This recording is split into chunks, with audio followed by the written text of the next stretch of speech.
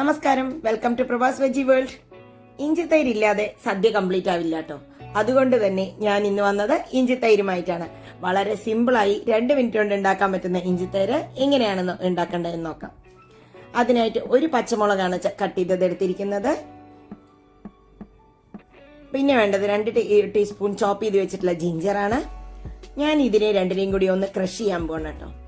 ഇഞ്ചിയും പച്ചമുളകും കുറച്ച് നമുക്കൊരു ഉപ്പും പിന്നെ കുറച്ച് തൈരും കൂടി 1 ടേബിൾ സ്പൂൺ തൈരും കൂടി ചേർത്തിട്ട് ഞാൻ ഇതിനെ ഒന്ന് ജസ്റ്റ് ബ്ലെൻഡ് ചെയ്യണം. അപ്പോൾ അതിലുള്ള രുചിയെല്ലാം കറക്റ്റായി മിക്സ് ആവും.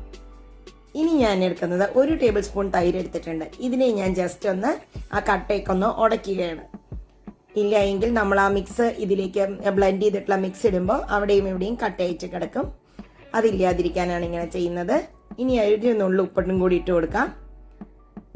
ഇനി ഇതിലേക്ക് മിക്സ് ചെയ്ത് വെച്ച തൈരിലേക്ക് ഞാൻ ആ ബ്ലെൻഡ് ചെയ്ത് വെച്ചിട്ടുള്ള ഇഞ്ചിയുടെയും പച്ചമുളകിന്റെയും മിക്സ് ജോയിൻ ചെയ്യണം. ഇത്രയേ ഉള്ളൂ ഇഞ്ചി തൈര് ഉണ്ടാക്കാൻ.